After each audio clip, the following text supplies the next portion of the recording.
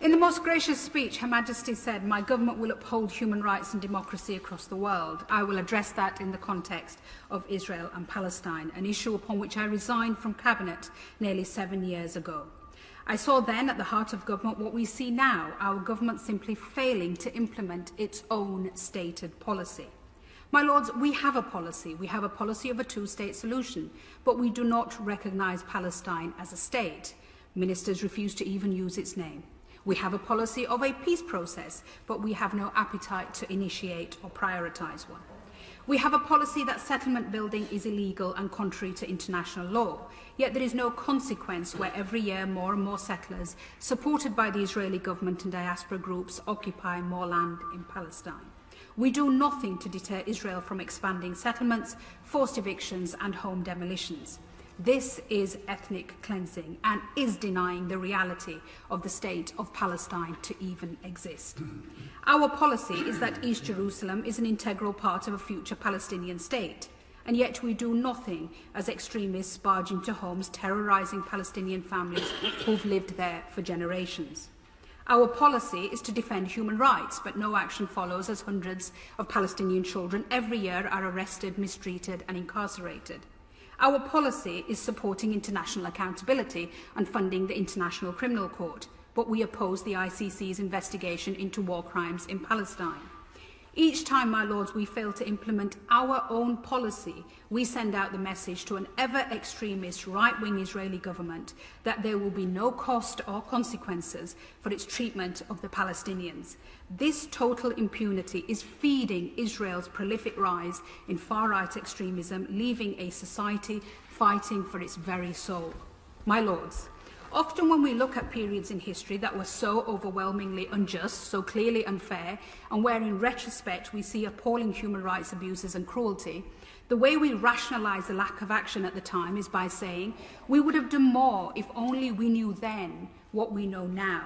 So I want to put on record what we know now, so that there can be no doubt in future generations that we knew.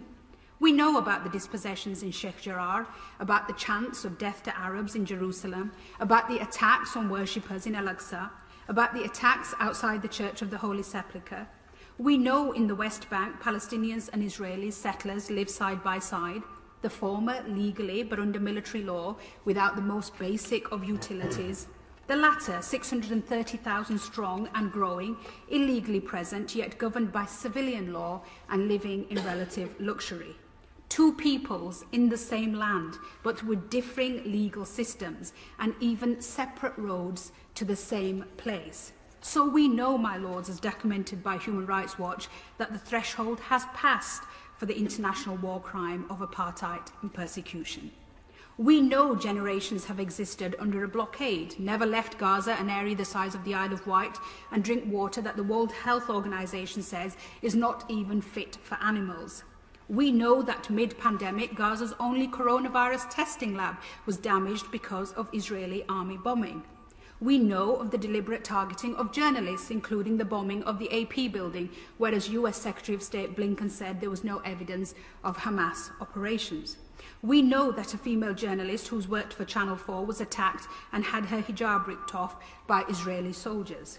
We know, as reported by Mark Stone at Sky News, of entirely unnecessary provocative behaviour by Israeli police and military yesterday at Damascus Gate, with stun grenades thrown at a peaceful group of Palestinians, and Bethlehem, where volleys of tear gas were used.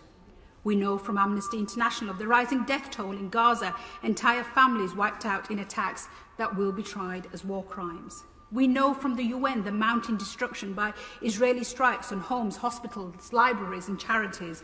And we know about the incitement of hatred on official Israeli government platforms only this week on Twitter, posting verses from the Quran over a photo of bombs dropping on Gaza in an offensive attempt to argue that Palestinian destruction was ordained in Islam.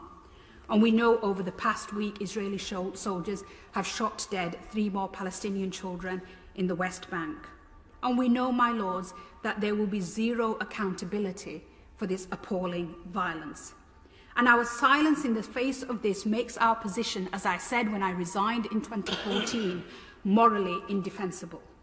So I ask the government to acknowledge that you know, we all know, And in conclusion, I urge the government to stop responding to narrow political interests and listen to the Israelis and Palestinians who stand together to call for an end to occupation, to Israeli Jewish human rights organisations such as B'Tselem, and to the ex-Israeli soldiers of Breaking the Silence who, in the face of horrendous abuse, continue to speak the truth and point out how there is no military solution.